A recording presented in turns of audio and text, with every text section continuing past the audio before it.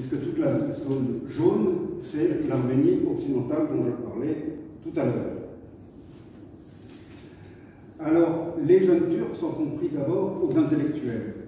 Le 24 avril 1915, il y a eu une rafle de tous les intellectuels d'Istanbul, des centaines d'intellectuels, des avocats, des médecins, tous d'origine arménienne, qui ont ensuite été exécutés sommairement.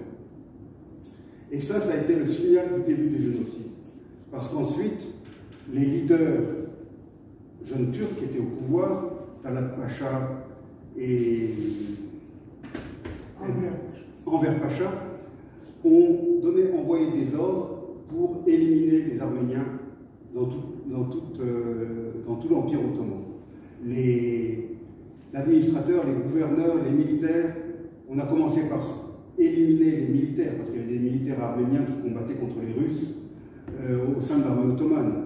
Ils ont été désarmés et ensuite exécutés. Et puis ça s'est étendu aux civils. Alors si vous vous intéressez à cette triste période qui est en fait qui a été ensuite imitée par les nazis avec la Shoah, je vous recommande vivement de lire le livre qui vient de sortir de Yann Manouk, c'est-à-dire Manoukian en fait, L'oiseau bleu d'Erzurum. C'est un magnifique roman qui est basé sur les souvenirs de sa grand-mère, la grand-mère de l'auteur, qui raconte donc toute l'épopée de ces gens qui ont été soumis donc au massacre, au viol, à la dépossession. Et là, quand je dis dépossession, c'est un mot important, je dirais même spoliation, parce qu'une grande partie de la prospérité relative de la Turquie d'après-guerre, d'après la Première Guerre mondiale, était basée sur le vol des comptes en banque et du patrimoine immobilier des Arméniens. Le gouvernement turc est allé jusqu'à demander aux compagnies d'assurance internationales, américaines et autres, le paiement aux autorités turques des assurances vie des Arméniens, les considérant comme décédés et n'ayant pas d'héritiers, puisqu'ils étaient tous morts. Le gouvernement turc a revendiqué l'argent des assurances. Imaginez un peu le cynisme. Le palais présidentiel turc à Istanbul, jusqu'à ce qu'Erdogan s'en fasse construire un nouveau, était un palais d'un riche arménien, qui a été donc exproprié. Donc ce génocide qui a fait entre 1 million et 1,5 million de morts, hommes, femmes, enfants, a été, je dirais, la répétition générale du génocide nazi. Les Allemands étaient d'ailleurs présents pendant ces horreurs, parce que je rappelle que la Turquie était alliée de l'Allemagne, et certains de ces Allemands, en particulier les militaires, ont ensuite participé au génocide contre les Juifs pendant la Seconde Guerre mondiale. 1917, révolution russe. Un décret bolchevique de décembre 1917 a porté sur le droit à l'autodétermination de l'Arménie occidentale, c'est-à-dire l'Arménie turque. Mais malheureusement, ensuite, il y a eu le traité de paix de mars 1918 de Brest-Litovsk entre la Russie soviétique et l'Empire allemand, et des négociations s'en sont suivies avec l'Empire ottoman. Le 28 mai 1918, l'indépendance de l'Arménie a été proclamée, donc nouvelle résurrection de l'Arménie. Mais c'était l'Arménie, donc autrefois russe, qui a profité de la révolution bolchevique pour devenir indépendante, qui a été aussitôt attaquée par l'armée de l'Empire ottoman. En 1920, il y a eu une révolte des bolcheviks arméniens qui a amené petit à petit un changement de régime en Arménie et la prise du pouvoir par les communistes pro-Moscou. Sur ces entrées de fait, il y a eu le traité de Sèvres de 1920 qui a mis fin au conflit entre l'Empire ottoman, ou la Turquie du moins, et les puissances occidentales. Voici ce que prévoyait ce traité de Sèvres. Ça c'est très important pour plusieurs peuples, pour les Arméniens mais aussi pour les Kurdes. Il prévoyait que toute cette zone, cette zone-là, soit rendue à l'Arménie. L'Arménie qui existait côté russe. Et que la zone hachurée ici de noir voit la création du Kurdistan, qui n'a jamais été créé. Et à l'ouest, il prévoyait que la zone de Smyrne, c'est-à-dire Izmir, passe au contrôle grec, et que les Grecs annexent cette zone de couleur verdâtre et qu'elle contrôle une partie des détroits.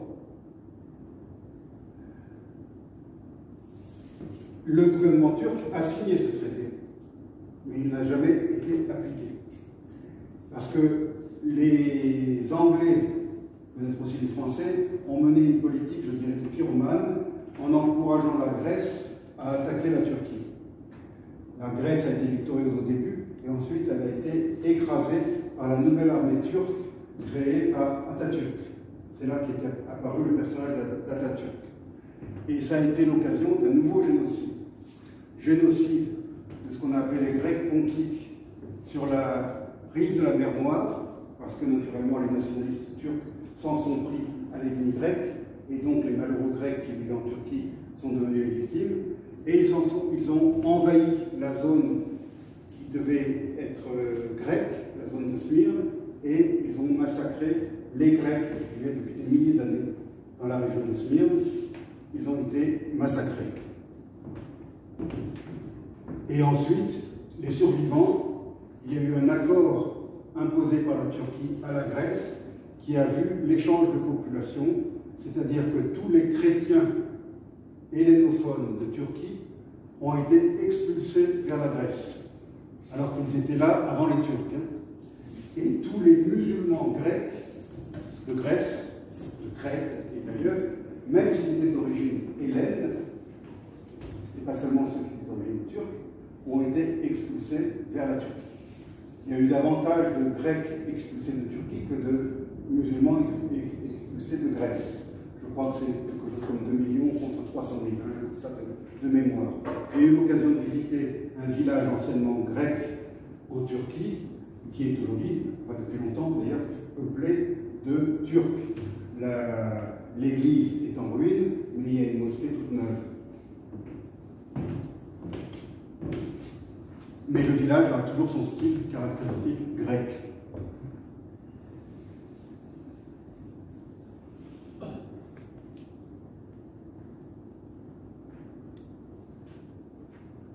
Donc, en septembre-octobre de la même année, donc 1920, il y a eu une guerre arméno-turque. La Turquie est parvenue à occuper la moitié de ce qui subsistait de l'Arménie. Et le 29 novembre 1920, le pouvoir soviétique s'est établi en Arménie sous la pression de Moscou. Il y a eu ensuite le traité de Moscou entre la Russie soviétique et la Turquie, puis le traité de Kars, toujours entre la Turquie et ce qui n'était pas encore l'Union soviétique, qui ont figé les frontières qui ont amené la création d'une République socialiste soviétique d'Arménie, une République socialiste soviétique d'Azerbaïdjan, une République socialiste soviétique de Géorgie. Et c'est là que le comité central du Parti communiste, sous l'influence de Staline, a décidé que le Karabakh, entité arménienne, qui faisait partie du territoire de la première République socialiste soviétique d'Arménie, dont je vais vous montrer la carte. Voilà la carte de la première République socialiste soviétique d'Arménie.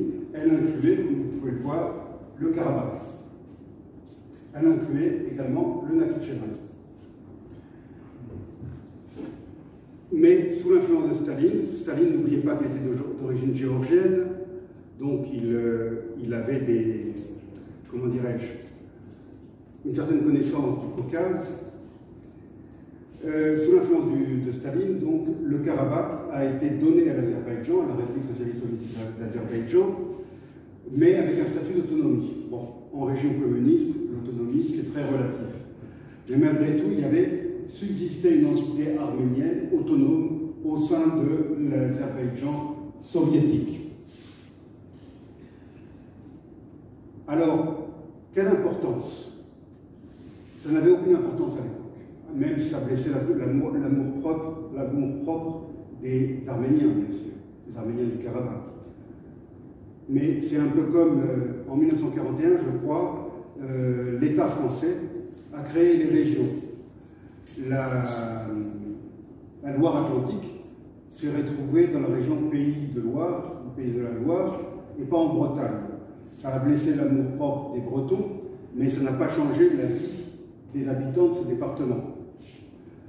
Lorsque le Karabakh a été donné à l'Azerbaïdjan, personne ne pensait qu'un jour l'Union soviétique disparaîtrait ou éclaterait, et que ces frontières décidées arbitrairement par les bureaucrates bolcheviques deviendraient des frontières internationales.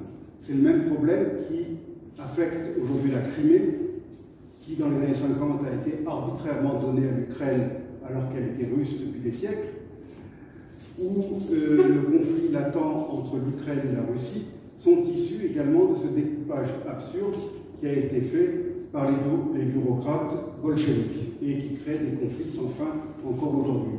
Donc le Haut-Karabakh est l'un d'entre eux. Il y a eu aussi la Tchétchénie, l'Abkhazie, l'Ossétie du Sud, etc. Tout ça, c'est le résultat de la politique bolchevique de l'époque. Donc ça, c'est une décision de 1923 du comité central du Parti communiste de faire du Nagorno-Karabakh un oblast autonome au sein de la République socialiste soviétique d'Azerbaïdjan. Voilà l'origine du problème actuel. 1946-1948, après la Seconde Guerre mondiale, beaucoup d'Arméniens, probablement communistes, qui faisaient partie de la diaspora en Occident, ont choisi de retourner vivre en Arménie soviétique. En 1967 a été inauguré à Yerevan le mémorial du génocide, donc c'était l'époque soviétique. En février 1988, l'Assemblée législative du Nagorno-Karabakh a adopté une résolution sur la réunification avec l'Arménie. Donc l'aspiration du peuple du Karabakh, c'était de se réunifier avec l'Arménie. 7 décembre 1988, un séisme catastrophique a touché le nord de l'Arménie. C'est là qu'on a commencé à beaucoup entendre parler de l'Arménie soviétique en France, en particulier en Occident. 1989, c'était vraiment la fin de l'Union soviétique. Des milliers d'Arméniens ont été contraints de fuir l'Azerbaïdjan, ils étaient victimes de violences. Le 1er décembre 1989, le Conseil suprême d'Arménie a adopté une résolution, là aussi, sur la réunification avec le Nagorno-Karabakh. Janvier 1990, un pogrom anti-arménien à Bakou a fait des centaines, voire des milliers de victimes, donc des Arméniens qui vivaient en Azerbaïdjan. Et s'en est suivi le blocus de l'Arménie et la guerre entre l'Arménie et l'Azerbaïdjan pour le contrôle du Haut-Karabakh. Guerre qui a été remportée par l'Arménie, qui n'était pas encore indépendante quand la guerre a commencé, puisque cette indépendance a été proclamée le 23 août 1990, lorsque l'Union soviétique s'est disloquée. Le 2 septembre 1991, le Nagorno-Karabakh a proclamé son indépendance lui aussi. 30 décembre 1991, fin de l'Union soviétique. Pendant cette guerre contre l'Azerbaïdjan, la Chouchi, la capitale historique du Haut-Karabakh, a été libérée en 1992. Je pourrais citer qu'en 2007, le journaliste turc Hrant Dink, d'origine arménienne, a été assassiné à Istanbul. Ça a eu bien sûr des répercussions en Arménie et sur les relations avec l'Arménie. En 2016, en avril, il y a eu une offensive générale azérie contre le Nagorno-Karabakh, première guerre dont personne n'a parlé en Occident, et qui n'a pas modifié substantiellement les positions sur le terrain. En février 2017, il y a eu un référendum au Nagorno-Karabakh et qui a permis l'adoption d'une nouvelle constitution, et c'est là que le Haut-Karabakh est devenu la République de l'Artsakh. Le 23 avril 2018, il y a eu une révolution populaire en Arménie, qui était dirigée jusque-là par d'anciens membres de l'oligarchie pro-soviétique, et ça a été l'arrivée au pouvoir donc d'un journaliste d'opposition nommé Nikol Pachinian, qui est toujours le Premier ministre actuellement et qui vient de remporter les élections. Dernier événement important avant la guerre de 44 jours, ça a été les 11 et 12 octobre, le 17e sommet de l'Organisation internationale de la francophonie à Yerevan. Parce que l'Arménie se veut un pays francophone, même si je dois reconnaître que j'ai relativement peu parlé français en Arménie, mais il y a une alliance française très active et une francophonie active au sein de l'intelligentsia. Là, c'est moi en compagnie de la directrice de l'Alliance française de Yerevan. J'ai offert mon dernier livre, qui est là, à l'Alliance française de Yerevan. Donc voilà, j'ai fait un portrait rapide de l'histoire tumultueuse de l'Arménie. Je peux passer à Chypre, rapidement.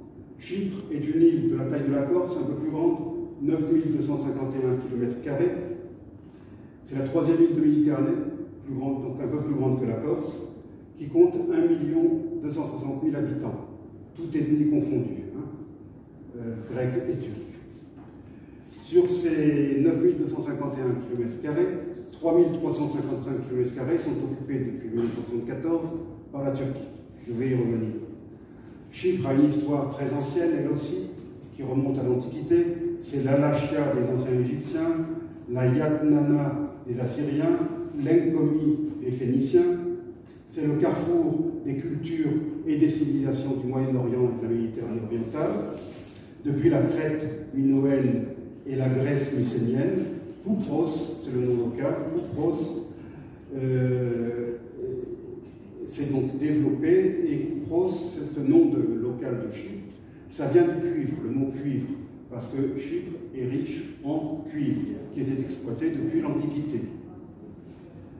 Chypre a connu de multiples tutelles, alors là je vais très vite, tutelles helléniques, romaines, byzantines, arabes, templières, franques, vénitiennes, ottomanes et enfin britanniques. Quelques mots sur le royaume des Lusignans. Lusignan, c'est une petite localité de l'ouest de la France, dans un village de la Vienne, qui est le berceau de la famille de Lusignan, qui s'est implanté un peu partout au Moyen-Orient, dans le royaume de Jérusalem, mais surtout à Chypre, et même en Arménie, comme on l'a vu tout à l'heure. Chypre fut conquise par Richard Cœur de Lion, puis confiée aux Templiers, puis à la maison de Lusignan. Et cette dynastie de Lusignan a donné une vingtaine de souverains à Chypre, Guy de Lusignan et bien d'autres. Le dernier roi de Lusignan est Jacques III le Posthume, qui ne vécut qu'un an. Sa mère a repris la couronne, mais finalement les Vénitiens l'ont renversé et Chypre est devenue vénitienne. Mais ça a été une domination de courte durée, puisqu'ensuite, en 1571, date très importante, il faut que je change de dossier pour ouvrir le dossier Chypre. En 1571, Chypre a été prise par les Ottomans. On revient à eux. Chypre. Alors, je vous parlais de l'Antiquité tout à l'heure. On a des points communs entre Chypre et la Corse. L'un des points communs, c'est ça, c'est le mouflon. Le mouflon chypriote est cousin du mouflon corse. Et on le retrouve sur les nombreuses mosaïques que l'on peut trouver à Paphos, à Kourion et dans d'autres sites antiques de Chypre. Voilà encore un exemple de magnifique mosaïque. Ça, c'est le champ de ruines de Paphos, qui était une ville très importante sous l'Antiquité, un port très important, et qui a duré sous l'Empire romain également. Alors voilà un reste de l'époque franque, donc de l'époque Lusignan. C'est le fort de Paphos. Voilà une tour qui date de l'époque des Lusignans, qui jouait un peu le même rôle que nos tours génoises. C'est-à-dire davantage parce que du haut de la tour on voit la mer, pour surveiller la mer, parce qu'à Chypre comme en Corse, les invasions sont toujours venues de l'extérieur. Voilà à nouveau cette tour, qui se trouve à Pila.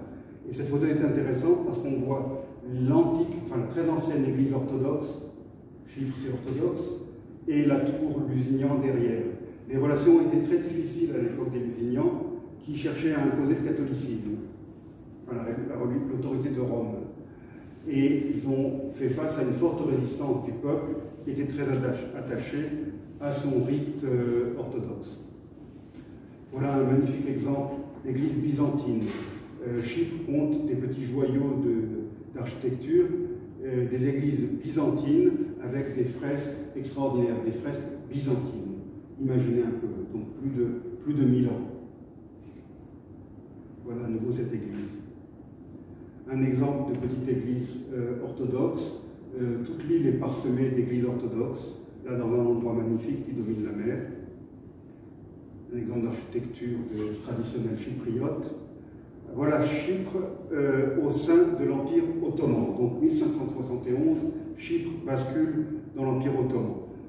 Chypre occupait une position un peu centrale dans l'Empire ottoman, voie de communication importante, et les Ottomans ont peuplé Chypre, ont envoyé j'ose pas utiliser le mot turc, ce sera un anachronisme, mais des gens du continent musulman sont venus s'installer à Chypre. Et d'autres chypriotes grecs se sont convertis à l'islam, comme je l'ai dit tout à l'heure, souvent pour des raisons fiscales. Voilà une carte de Chypre. Voilà la composition ethnique de Chypre avant la guerre de 1974. Vous pouvez constater que les Turcs chypriotes, le rouge foncé, c'était les zones où ils étaient majoritaires. On les trouvait dans toute l'île.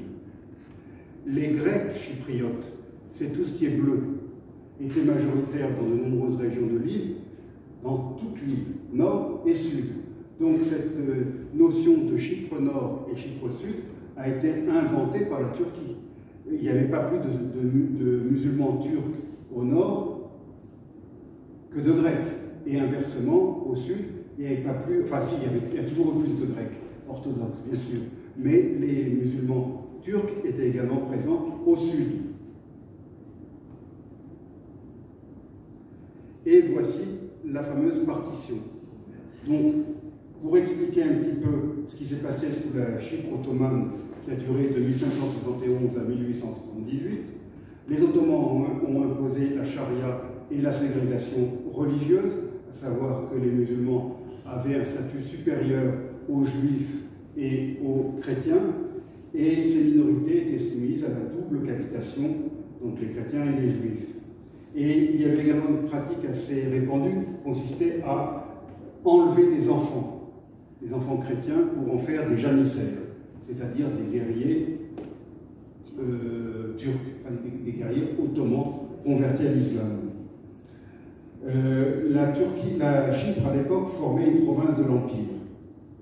1878, la Grande-Bretagne a négocié avec l'enfant malade de l'Europe, c'est-à-dire l'Empire ottoman, qui avait des problèmes avec la Russie. C'était l'époque aussi où les Français s'intéressaient à la Tunisie, et il y a eu un accord secret entre les Français et les Britanniques. Les Français ont laissé les mains libres aux Britanniques à Chypre, et en échange, il y a eu le protectorat du Pardo, et la Tunisie est passée sous la coupe française. Donc les deux problèmes sont liés au grand désespoir de l'Italie, qui avait des vues à la fois sur Chypre et sur la Tunisie, surtout, qui était tout proche de la Sicile. Alors, au début, ça a été un protectorat britannique. Même au début, d'ailleurs, c'était un protectorat, les Anglais administraient l'île, mais payaient un tribut à l'Empire ottoman. Donc, c'était pas officiellement, un peu ce qui s'est passé avec les Français quand ils sont arrivés en Corse. La Corse n'était pas officiellement française, c'était toujours génois, et Gênes s'était engagé à rembourser le roi de France pour les frais des troupes françaises qui occupaient la Corse. Ils ne l'ont jamais fait. Bon, pareil pour le le tribut britannique envers l'Empire ottoman, il a fini par disparaître. Et donc de 1878 à 1914, ça a été un protectorat, et ensuite une colonie de la couronne de 1914 à 1960. Alors les habitants chrétiens de l'île, c'est-à-dire la majorité, à peu près 80% de l'île, au début ils ont très bien accueilli les Britanniques, parce que c'était la fin de la discrimination, la fin de la double imposition fiscale, donc les Britanniques ont été bien accueillis.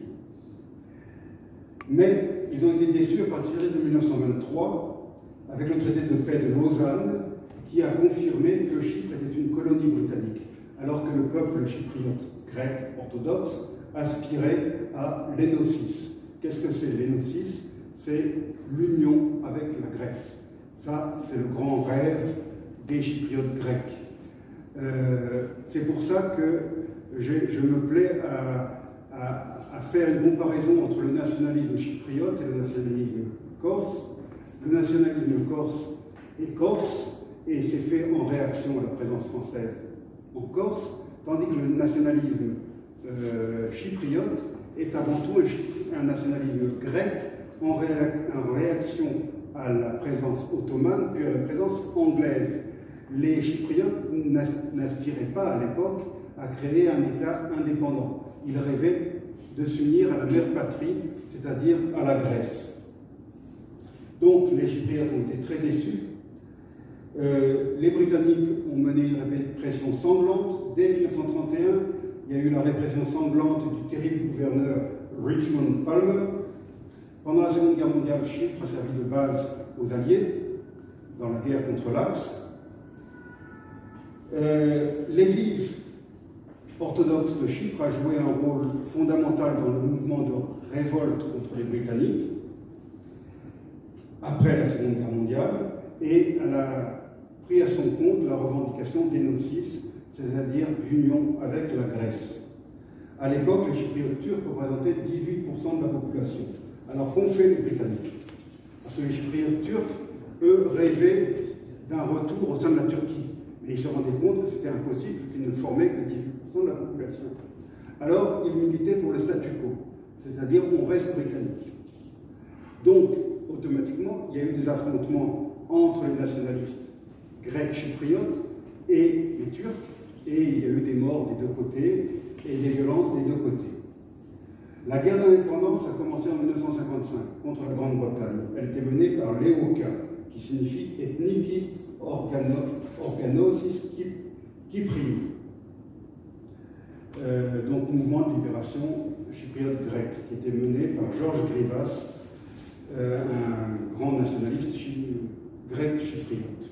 Ça a mené à des troubles communautaires, bien sûr, entre Turcs et Grecs, et ça a eu des répercussions en dehors de Chypre, puisque, à la suite de ces violences, il y a eu un pogrom à Istanbul contre la minorité turque, la minorité grecque, les 6 et 7 septembre 1955. Les Anglais ont ensuite arrêté Monseigneur Makarios, le chef de l'église orthodoxe grecque, et ils l'ont exilé aux Seychelles. En 1956, Chypre a servi de base arrière pour l'expédition de Suez franco-britannique. Monseigneur Makarios III a été libéré le 28 mars 1957 et il est donc devenu en quelque sorte le leader du mouvement de libération chypriote grec. La Turquie, quant à elle, a dès cette époque réclamé ce qu'ils appellent Taksim, c'est-à-dire la partition. Ils ont revendiqué que l'on coupe Chypre en deux avec une zone ethniquement pure, turque, et le reste pour les Chypriotes grecs. Alors, vu les revendications antagonistes entre Enosis et Taksim, les Anglais en sous-main ont largement encouragé les Turcs à résister aux Grecs. Ça leur a permis de maintenir leur domination. Mais vu cet état de fait, des négociations se sont engagées et un traité a été signé qui a pavé la voie pour l'indépendance, alors que les Chypriotes ne voulaient pas d'indépendance. On leur a en quelque sorte imposé l'indépendance. Une indépendance garantie par 3 puissances tutélaires, le Royaume-Uni, la Grèce et la Turquie. Et chaque puissance avait théoriquement le droit d'intervenir militairement à Chypre au cas où l'ordre constitutionnel serait modifié. La constitution de l'indépendance prévoyait une répartition des sièges entre minorité turque et majorité grecque. Chaque ministère était doublé d'un vice-ministre appartenant à l'autre ethnie. Les Chypriotes turcs étaient surreprésentés, c'est-à-dire qu'ils ne faisaient que 18% de la population, mais ils étaient surreprésentés au Parlement. Mais encouragé par la Turquie, ça a fini par bloquer et le système s'est retrouvé bloqué. Le vice-président de la République, qui était un Turc, a démissionné et c'était le début de la crise qui a culminé le 15 juillet 1974 lorsque des militaires chypriotes grecs de la garde nationale ont fait un coup d'État contre Monseigneur Makarios à l'instigation des colonels qui étaient au pouvoir à Athènes, et Monseigneur Makarios s'est retrouvé en exil. Et ça, c'est le prétexte qui a été utilisé par la Turquie pour lancer l'opération Attila le 20 juillet 1974, c'est-à-dire l'invasion du nord de Chypre, 38% du territoire, à la suite de quoi cette crise chypriote a provoqué la chute des colonels à Athènes, le retour de la démocratie en Grèce, mais ça a provoqué surtout, en ce qui concerne Chypre, l'expulsion de 200 000, j'ai bien dit 200 000, sur une population qui était moins de $1 million à l'époque, 200 000 chypriotes grecs de la zone occupée par la Turquie. Voilà donc la partition. La zone vert foncé que vous voyez, c'est la zone, le no man's land, occupé par les forces des Nations Unies de l'ONU. Parce que peu de gens le savent, mais l'opération des Nations Unies à Chypre est la plus vieille opération des Nations Unies encore existante. J'en ai rencontré et j'en ai aperçu pendant mon dernier séjour à Chypre, et en plaisantant, je disais que peut-être que certains de ces soldats indiens, bangladeshis, pakistanais ou autres qui arpentent cette zone démilitarisée étaient peut-être les fils de soldats de l'ONU des années 70 qui étaient déjà présents dans la zone démilitarisée. C'est une opération des Nations Unies extrêmement longue et extrêmement coûteuse, qui se poursuit jusqu'à aujourd'hui. Alors, parallèlement au départ des Chypriotes grecs du Nord, qui eux aussi ont été spoliés, leurs propriétés, leurs hôtels, leurs commerces, leurs fermes ont été confisqués par l'occupant et donnés à des colons amenés de Turquie, d'Anatolie. Parallèlement, le chef des Chypriotes turcs, Rauf Denktash, a contraint les Chypriotes turcs du sud de l'île à rejoindre le nord. Donc il y a eu un double exode. 1983 a été proclamée la RTCN, la République turque de Chypre Nord, État qui n'est reconnu que par la Turquie et qui s'étend sur le nord de Chypre, la zone rose. Et donc c'est un État qui n'est reconnu par personne, mais qui bénéficie du soutien, et je dirais du protectorat de la Turquie. 40 000 soldats turcs sont toujours stationnés dans cette zone, et 200 000 colons ont été amenés de Turquie. Il y a actuellement 300 000 habitants dans la zone turque. Il n'y a que 100 000 de ces habitants qui sont chypriotes turcs. Tout le reste, ce sont des colons amenés d'Anatolie. Les gouvernements turcs successifs se sont efforcés de modifier l'équilibre démographique, à la fois au sein de la communauté chypriote turque, pour qu'elle soit davantage turque, parce que les chypriotes turcs étaient avant tout chypriotes. Ils l'ont montré d'ailleurs en 2003 en manifestant courageusement pour l'unité de Chypre, alors que le gouvernement turc milite de plus en plus pour une partition définitive de l'île. En 2003, il y avait eu le plan qu'on appelait le plan Annan, qui avait été accepté par référendum par les Chypriotes du nord de l'île, les Turcs, et rejeté par les Chypriotes grecs. C'était un plan qui prévoyait un État confédéral, mais qui ne permettait le retour des exilés, enfin des gens qui avaient tout perdu, qui avaient été contraints d'abandonner leurs biens. Il permettait le retour que de 33% des réfugiés. Et c'est pour cette raison que les Chypriotes grecs ont rejeté le plan. Et puis en plus, il figeait cette frontière, même si c'était un État confédéral, la limite restait celle-ci. Et comme je vous l'ai prouvé tout à l'heure, cette limite ne correspond à rien, puisque autrefois il y avait des Turcs dans toute l'île et il y avait des Grecs dans toute l'île. En 2004, la République de Chypre est entrée à l'Union européenne, ce qui est peut-être un bien, mais ce qui a compliqué le problème, parce que de droit, le pays qui fait partie de l'Union européenne, c'est toute l'île. Mais une partie est occupée. Donc, les aides de l'Union européenne vont au gouvernement légal de Chypre, c'est-à-dire le gouvernement chypriote grec, et le sud de l'île a donc bénéficié d'un grand développement au niveau des infrastructures et autres, tandis que le nord est resté, comment dirais-je, coincé, il ne s'est pas développé, puisqu'il ne bénéficie que de l'aide, entre guillemets, turque, qui a bien d'autres problèmes en Turquie même. 2005, il y a eu un petit progrès, c'est l'ouverture de points de passage. Il y en a un que nous avons vu qui se trouve en pleine ville, dans le centre-ville de Nicosie, puisque Nicosie, la capitale, est la dernière capitale d'Europe à être divisée en deux, depuis la chute du mur de Berlin. Je vais vous montrer des symboles de cette occupation turque. Ça, c'est une photo que j'ai prise au téléobjectif. Au nord-ouest de Chypre, il y a une enclave occupée par la Turquie. C'est un ancien village de pêcheurs turcs. Et donc, il a été occupé par la Turquie, même s'il se trouve complètement entouré par la zone grecque. C'est une toute petite enclave de quelques kilomètres carrés. Alors qu'est-ce qu'ils ont fait? Ils ont commencé par peindre sur la montagne un immense drapeau turc et un immense drapeau de la République turque de Chypre Nord. Et les malheureux pêcheurs turcs qui étaient contents de rester sous domination turque, peut-être, et bien quelques années plus tard, après, en 1976 je crois, ils ont été déportés par l'occupant et envoyés à l'autre bout de l'île, toujours dans la zone occupée, parce que les Turcs, maintenant, ont transformé le village de pêcheurs en base militaire et navale. Autre symbole de cette occupation, cette photo que j'ai prise depuis la partie grecque, chypriote grecque de Nicosie, mais vous voyez au fond le minaret, le drapeau de la République turque de Chypre Nord et la Turquie. C'est là que je vais conclure peut-être. Je vous remercie pour votre attention et je pense que vous aurez compris que j'ai tenu à lier les deux problèmes, parce que ce sont deux problèmes, mais qui n'en forment qu'un seul en fait. Ce sont les conséquences du néo-ottomanisme et du rêve turc de recréer une grande Turquie.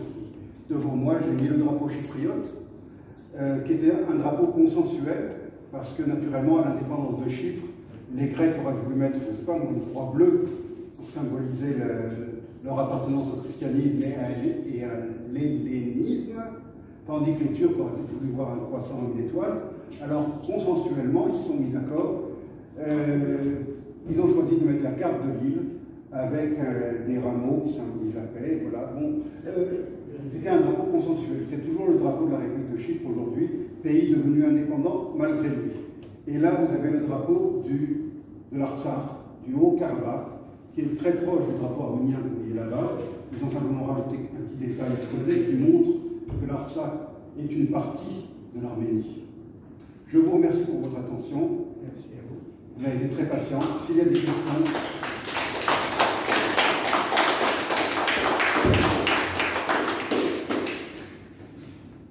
Y a-t-il des questions? Vous êtes tous pressés? Des questions, vous demandez. Parce que...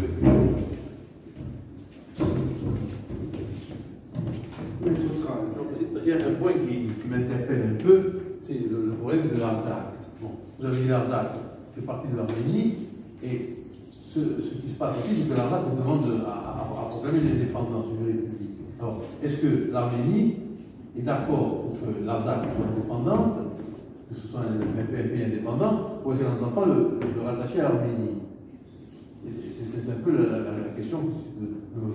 Très bonne question en vérité, parce que si l'Arménie, en 90, ou plus récemment, avait décidé d'annexer l'Artsakh, ils auraient pu le faire.